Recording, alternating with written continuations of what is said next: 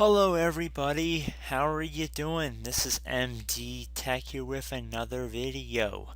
Today I'm going to be showing how to resolve print spooler service errors in Windows 10. The same principle of this tutorial applies to earlier versions of Windows as well.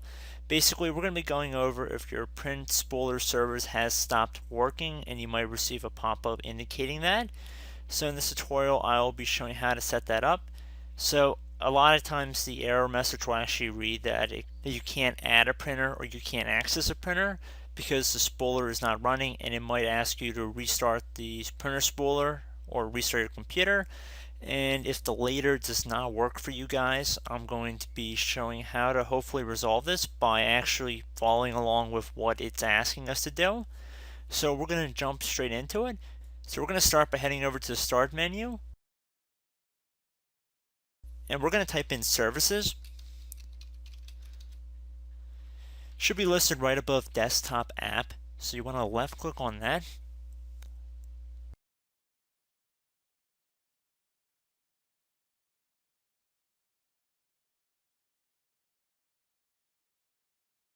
Now you want to scroll down in this list until you get to Print Spooler. So just go down this list until you get to the P's, and we see we have Print Spooler. You want to right click on it and then left click on Properties. Underneath Dependencies at the top right, so click on the Dependencies tab, left click on that. Next to Remote Procedure Call, you see we have two services right here, and as the name would suggest, these services are dependent upon the print spooler service. So if you want, and which I would highly recommend making sure you do, after we're done going through this, I want you guys to check out both of these services and make sure they are both on as well and set to automatic. So anyway, so for some reason it says the service is stopped, you want to go underneath Properties, and then you want to left click on the Start button. So I just stopped it right there just so it would say stop. So now that the print spooler service has been stopped, you can left click on the Start button right here, or at the top left here of the services window it says Start the Service, so you can enable it that way as well. And then if we go underneath Dependencies like we went through before, we're going to do the same exact thing for these two. So the DCOM Server Process Launcher and the RPC Endpoint Mapper. So we scroll up here.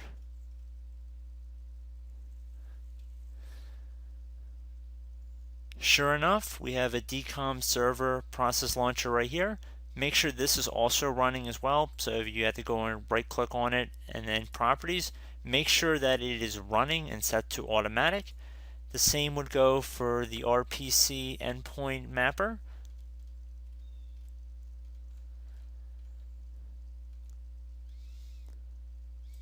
There we go, and that should also be set to automatic and it should be running. Okay, so we can close out of here, and then I recommend restarting your computer.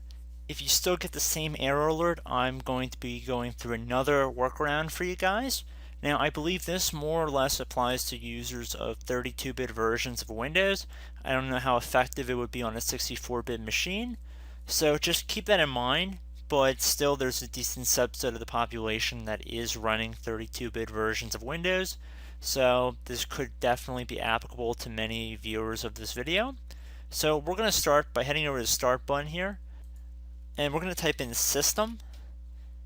Should be listed right above Control Panel, so you want to left click on that.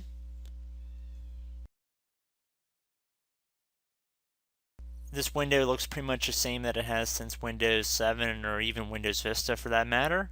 But regardless, we're going to head over to the left side here where it says Advanced System Settings, and we're going to left click on that.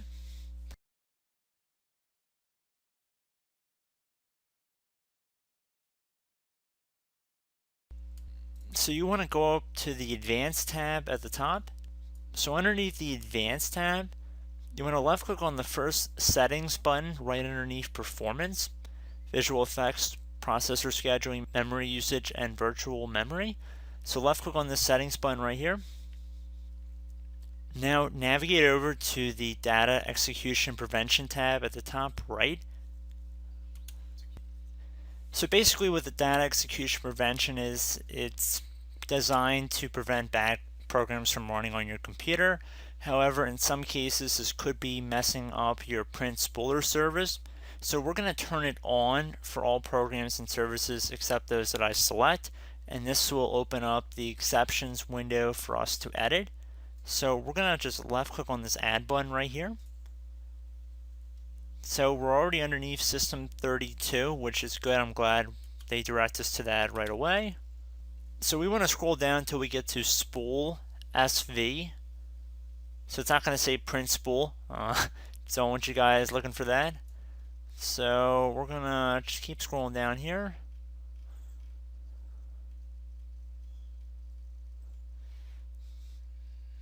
There we go, and there's a little printer icon next to it, or at least there should be. So pretty easy to spot there. And then you want to left click on open. So it appears in my case, it's not letting me run the print spooler service with the DEP disabled, which is kind of strange, especially since this is a 32-bit version of Windows. I should note if you're running a 64-bit version, you will definitely not be able to do this, and it would not say that your computer's processor supports hardware-based DEP at the bottom. It just would not say that flat out.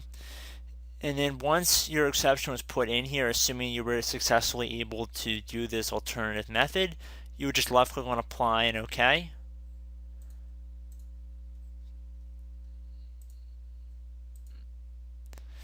So it's unfortunate I wasn't able to fully show that in this tutorial, and I apologize for that. However, you guys get the gist, and in most cases the first method should work just by restarting the service. That usually does the trick. And again, I'd recommend restarting your computer as well in between the first and second methods if the first one did not work for you. But again, I'm optimistic that it will. So I hope this brief tutorial helped you guys out, and I will catch you in the next tutorial. Goodbye.